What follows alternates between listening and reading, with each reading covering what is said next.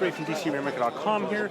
Today about LG's Watch Sport. Now this was announced about a week ago, and there's been a lot of talk about the watch, not only from a functionality standpoint and a feature standpoint, but also from a size standpoint. So I'm going to briefly touch on functionality features, but I want to kind of talk a little bit about what the big elephant in the room is, which is the size. So first on the functionality side, it is Android Wear, so you can see it right here, and it basically is going to go ahead and it's going to have all the Android Wear applications that you normally would know and love and find, and you can add those into this. For example, you see Runtastic there, you got Spotify there, and that's really, of course, the benefit of Android Wear on a watch like this is all those applications, and it'll be supporting Android Wear 2.0 as well, of course, so that means you get a little more better functionality on the iOS side if you have an iPhone part of this, and of course you get much deeper functionality with an Android device. On the back, you will find that optical heart rate sensor right there, so that allows you to get the optical heart rate during workouts, and then back on the front, you can go ahead and dive into and use apps like the Google Fit app to record heart rate for a given point in time. So I can go put my finger over the back of this here, and usually I can get a heart rate here within a couple seconds, so let's see if that works there. And it's not quite finding it, which is a little unusual, but that's all right. It could be, there we go, boom. Just as I said that, it said, nope, I am ready. So 61 beats per minute, which looks about right for my heart rate standing right here. Now what's cool about this watch though is the connectivity side. So it does have LTE and 3G connectivity as well as Wi-Fi connectivity and NFC. So all those words simply mean first side LTE is for cellular capabilities, so basically this actually has a phone number. In fact, it's that phone number right there. I can go and call this device if I wanted to. Second is that from a Wi-Fi connectivity, that's usually for downloading apps when you're at home and stuff like that.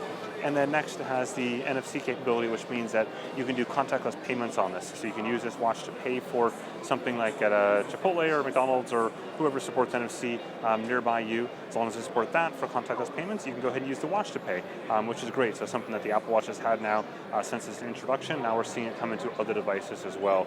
So cool stuff. But of course the big question is size. A lot of folks have noted this thing as a beast, and it really is. Like when you hold it, it just feels beastly. And not because it's got this like plasticky looking metal case. It's not metal, but it's like a plastic by the looks of things. It feels really thick, and I think there's two reasons for that. One is this band material is very, very stiff, especially in this part right here where it attaches.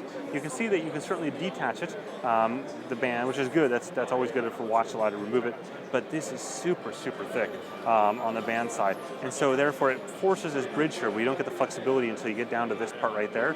You can't bend anything underneath that point. So to talk about size, I've got three watches to compare here. One is the Fenix 5. This is the regular edition, not the S or the X. We'll get to that in a second. So this is the middle of the road edition. You can see from a bezel standpoint, they're pretty darn similar. Maybe the Garmin Fenix 5 is a tiny bit bigger. And then we look from a thickness standpoint, pretty similar as well. Certainly this is a bit thicker. It tapers right at this point right there, but then it goes deeper in, so it ends up being thicker. It's hard to say like exactly, but you can kind of see it in that angle there. It definitely drops a fair bit more below it. But again, it's not so much the watch, it's this band portion here where the poles are. You can see how much thicker that is there at that point right there, that's much thicker. And then this band will flop, right? Whereas this on a smaller wrist doesn't flop. So your entire wrist point there is all the way out to here for your wrist, which for small wrists like women and things like that, it's not going to work very well. Even for me, it's not horrible. So if I go ahead and put this on, you can see it pulls in, but I still get a little bit, like I'm on almost the last one right there, and that's not too bad, but it feels like a beast on my arm, like it's just so, so big. Comparing another one, so we got the 5, let's look at the 5X real quick, and then we'll talk about the Suunto. So the 5X is definitely bigger. Keep in mind the 5X is the exact same size as the Fenix 3. So if you have a Fenix 3, then you know what size this is. So you can see that the bezel is certainly bigger. Obviously, going to go back to width again. We're getting pretty darn close here. If you look at the top, the pole lengths are almost identical. But again, it's this strap. I wish they just used a different strap material. Maybe you can swap it out. It looks like it's pretty close, so maybe this is maybe I'll swap that out. Last but not least is the Suunto Spartan Ultra. Again, this is definitely bigger than this, very similar to 5X or 3 sizing. And this has a kind of that similar sort of style in the band where it just it's really thick up here, but this still bends earlier than this point does. This gets to like there before you can bend it, whereas this bends a little bit earlier. So it's not quite as bad on the Suunto Spartan Ultra series. So at this point, you're probably saying to yourself, but Ray, there is an Android Wear watch from LG that's smaller called the LG Watch Style. And that is 110% true, but there's a couple challenges. Number one is that this watch does not have an optical sensor on the back. It also does not have the GPS capability in it, so you can't go and take it outside and go for a run and have it track that run from a GPS standpoint. And it doesn't have the LTE either from a cellular connectivity standpoint. So it's definitely a much smaller watch from a functionality perspective, and of course it's a lot smaller than a Churn from a size standpoint. And don't get me wrong, this is a beautiful watch, like it's super, super small, and for an Android Wear watch, that's pretty sweet. Like I'm not gonna lie, this is pretty solid. Given how small it is. Like this is really, really nice actually. But again, it's really not so much a fitness-focused watch as it is focused more on functionality from an Android Wear standpoint. Anyways, there's just a look at the band itself. As for whether or not I'll do a full in-depth review, I haven't honestly decided. I've had some folks that have mentioned about it. I'll probably pick another Android watch or two, Android Wear watch or two to do.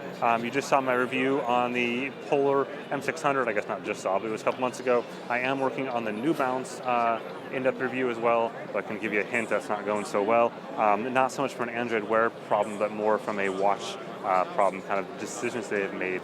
Still, I mentioned in the market there's a lot of cool watches out there, and it's neat seeing companies do cool stuff, and having things like the ability to put music on it and stuff like that is also super useful that a lot of the legacy fitness providers simply don't have.